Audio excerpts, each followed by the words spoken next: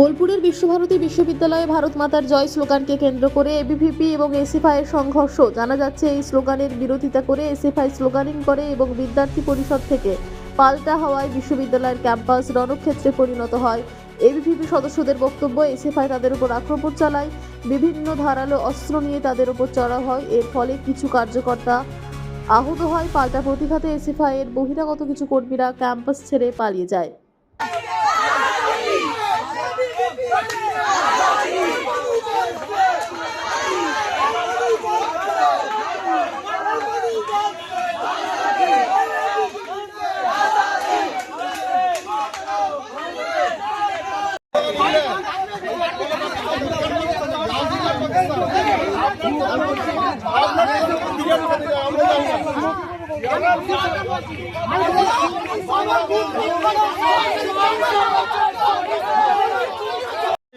যে ভারত মাতা কি জয়, বন্দে মাতারম স্লোগান দিচ্ছিলাম, সেটা শুনে যে বামপন্থী নকশালরা এখানে ওরা ওদের কিছু হয়তো ছিল, ওদের দেশবিরোধী কিছু কার্যকলাপ ওরা সারাক্ষণই করে থাকে, এখানেও কিছু হয়তো দেশবিরোধী কার্যকলাপ করার চেষ্টা করছিল বিশ্বভারতীর বুকে।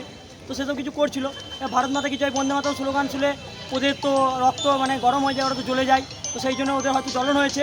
সেই জন্য ওরা তখন আমাদের সঙ্গে ওখান থেকে তেরে কিছুজন চলে আসে আমাদের দিকে এবং আমাদের সঙ্গে ধস্তাধস্তি করে, আমাদেরকে ঠেলাঠেলি করে, আমাদের ছেলেদেরকে হাত দিয়েছে, এই যে এর গলায় হাত দিয়েছে, তারপরে এর হাতে লেগেছে, আমার এখানে ঠেলে দিয়েছে, এখানে ঘুষি মেরেছে।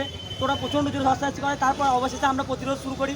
তো যখন প্রতিরোধ শুরু করা শেষে ওরা তখন পালিয়ে যায় এখান থেকে বাধ্য হয়ে। তখন এরা ওখান থেকে চলে যায়। কিছুক্ষণ পরে ওরা আবার ফিরে আসে এবং স্লোগান দিতে থাকে এবং আমরা তখন আবার প্রতিরোধ তৈরি করি। তো আমরা পুলিশ এসেছিল বিশ্বভারতী ক্যাম্পাসের মধ্যে উইদাউট পারমিশন। পুলিশ কীভাবে আসে ক্যাম্পাসে সেটা তো আমরা বুঝতে পারলাম না। পুলিশ এসে বিসির উইদাউট পারমিশন পুলিশ যে কীভাবে চলে আসে ক্যাম্পাসে সেটা তো বুঝতে পারলাম না। এসএফআইয়ের অভিযোগ যে ওরা একটা বিল নিয়ে প্রতিবাদ করছিল, সেই সময় তোমরা এসে আমরা হামলা করিনি। আমরা এখানে বসছিলাম। আমরা এখানে বসে আমাদের যে বৈঠক হয় প্রতি সপ্তাহে, যে বৈঠক হয় সেই বৈঠক করছিলাম।